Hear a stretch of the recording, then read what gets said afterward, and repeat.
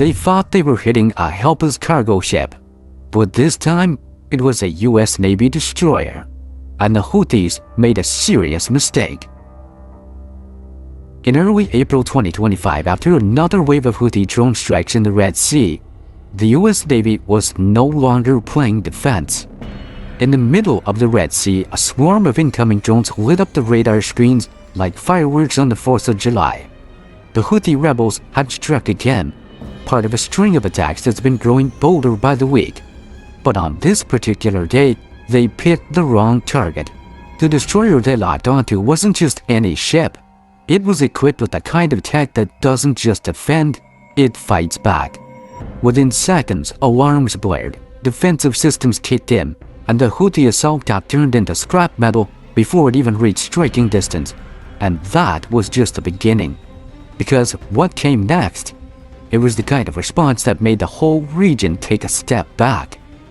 What actually happens when a rebel group attacks a US warship by mistake? The Red Sea isn't just a trade route anymore, it's a war zone. Since late 2023, the Houthi rebels in Yemen have launched wave after wave of drone and missile attacks on ships passing through these waters. They claim it's about supporting Palestine, but their targets have ranged from commercial cargo carriers to US Navy destroyers.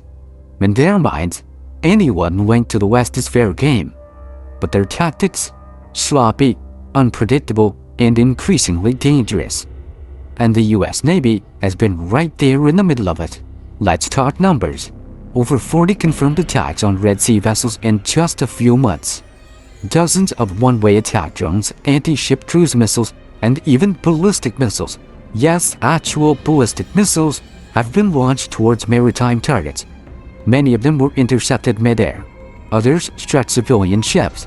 Several tankers had to be abandoned or rerouted. Billions of dollars in cargo is now taking the long way around Africa, adding weeks to delivery times. But not every ship ran. Some fought back. Ships like the USS Kearney, USS Gravely, and USS Laboon have been tasked with protecting commercial shipping under Operation Prosperity Guardian, and they've been busy. The Kearney alone has shot down over 40 drones and missiles in multiple engagements. These aren't warning shots, they're full-on combat intercepts using high-tech systems like the Aegis Combat System, Standard Missiles SM-2 and SM-6, and Phalanx CIWS. Those fast-spinning Gatling guns that shoot drones out of the sky at 4,500 rounds per minute? Yeah, those babies. One attack though stood out. A Houthi drone swarm launched from western Yemen came buzzing across the water. It looked like another strike on a vulnerable tanker. But the blip they were chasing on radar wasn't carrying oil. It was an Arleigh Burke-class destroyer. Within seconds, its radar lit up, tracking targets from miles out. Orders were barked, the deck came alive, and then, one by one, the sky lit up as missiles and drones exploded mid-air. The Houthis had made a fatal miscalculation. These aren't the kind of ships you sneak up on. The Aegis system scans the horizon constantly. Air, surface, subsurface. It doesn't blink. Once a target is tagged as hostile, it calculates the perfect intercept solution in milliseconds. Combine that with the SM-6s that can swat missiles out of the sky at Mach 3.5 and CIWS that turns incoming threats into confetti, and you've got a floating fortress. Because whatever their intention is, one thing is clear. They've turned a global shipping lane into a live fire zone, and they just picked the wrong fight. It happened fast, too fast for the Houthis to realize that they just kicked the wrong hornet's nest. The Red Sea was already on edge. US destroyers had been running round-the-clock intercept missions, and satellite surveillance had picked up signs of another launch. From western Yemen near Al Hudaydah, a salvo of drones and at least one anti-ship missile was launched. Their intended target? Probably a commercial vessel flagged out of Europe. But thanks to bad intelligence or maybe just bad luck, the Houthis had locked onto a ghost on their screen. One that turned out to be a fully armed US Navy destroyer. Let's be clear about something. This wasn't just some rusty old warship. This was an Arleigh Burke-class guided missile destroyer. one of the most lethal platforms in the Navy's arsenal. Sleek, silent, but wired for absolute chaos if provoked. At first, all seemed calm. The ship was running routine escort operations, nothing out of the ordinary. But then the electronic warfare team picked up strange radar echoes. Moments later, the Aegis combat system auto-tagged multiple inbound threats. The officer of the deck called it out. Vampires inbound, multiple bearing 270. Vampire being Navy slang for incoming missiles. Alarms screamed. Sailors sprinted to battle stations, and in a heartbeat, the destroyer flipped the switch from routine to full combat posture. The Aegis system did what it was built to do: identify, track, and neutralize. Within seconds, it calculated the flight paths of incoming drones and missiles. SM-2 missiles roared off the vertical launch system. From the bridge, it looked like thunderbolts launching into the sky. A drone exploded mid-air, raining fragments harmlessly into the sea. Another followed, and another, and another. But they kept coming. That's when the CIWS, or the close-in weapon system, kicked in. Mounted fore and aft, these automated Gatling cannons spin up to 4,500 rounds per minute. When they lock on, it sounds like a buzzsaw chewing through the air. A final drone tried a last-minute dive, gone in an instant, shredded mid-plunge. In the span of 90 seconds, the engagement was over. 0 hits, 0 damage, total dominance. Houthis most likely thought they were sending a message. Instead, they sent their drones into a digital wood chipper, and unknowingly handed the US Navy the green light for a response. Here's the thing, these kinds of attacks don't just test defenses, they test resolve. And this time the answer came quickly. A few hours later, pilots were suiting up. Flight decks were cleared. The retaliation wasn't just coming, it was already in motion. But before we get there, imagine you're standing on that destroyer, watching the night sky light up with explosions just hundreds of feet above your head. If you were in command, how would you respond? Full retaliation or strategic restraint? Let us know down below.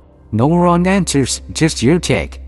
Because in this game, every second counts, and the Houthis just ran out of time. The moment the last drone hit the water, the decision was already made.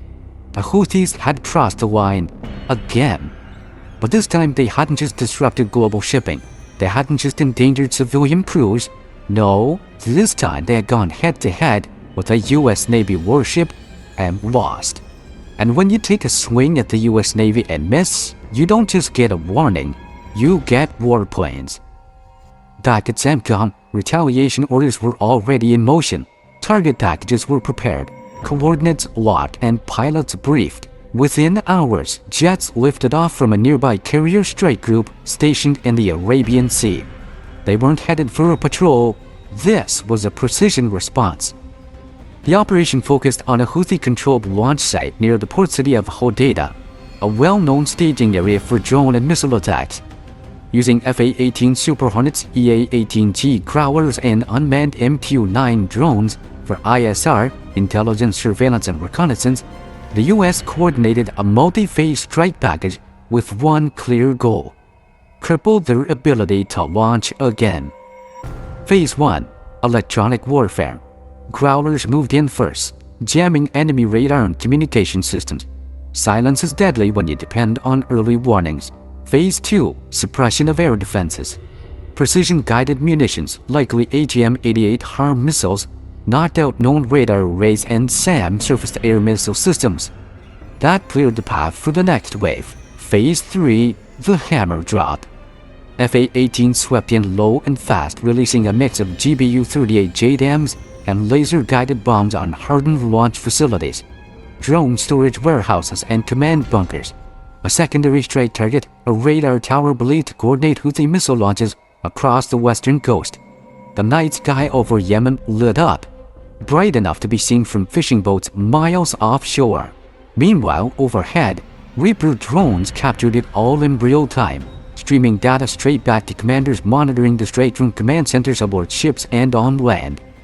Reports confirmed multiple secondary explosions, meaning one thing: they hit ammo.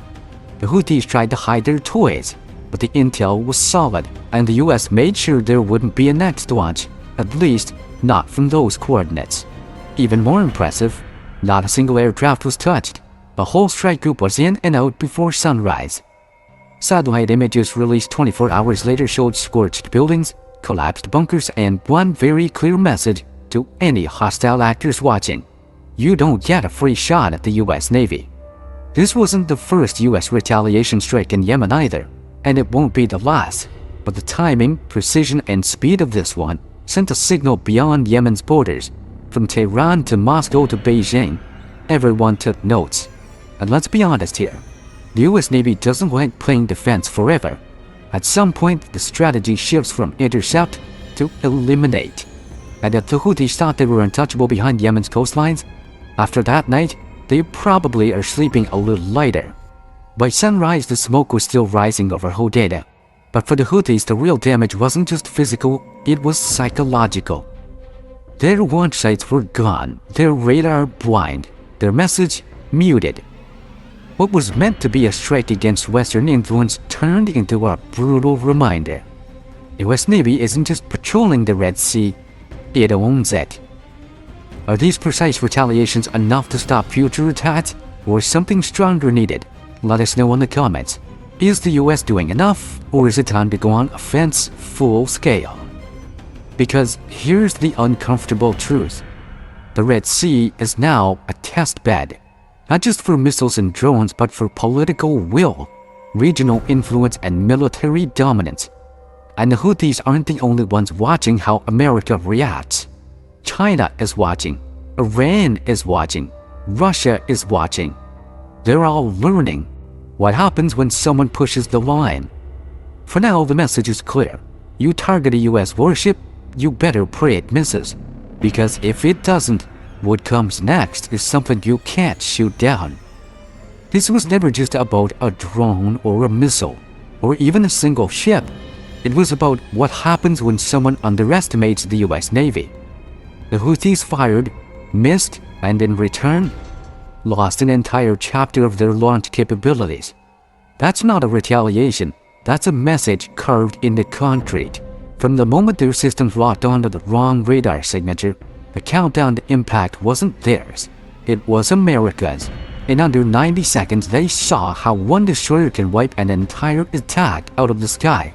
And in under 24 hours, they witnessed how precision air power can dismantle their war machine before breakfast.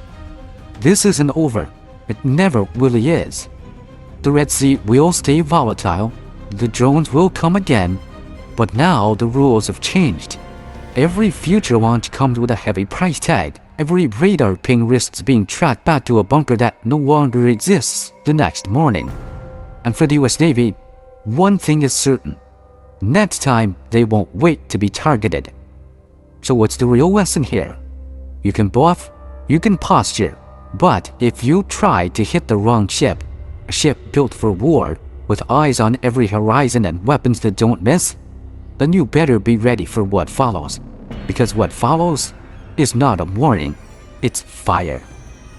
Now, here's our final question for you. If you were in command of that destroyer, would you have held back or hit harder? Drop your answer in the comments, we read every one of them.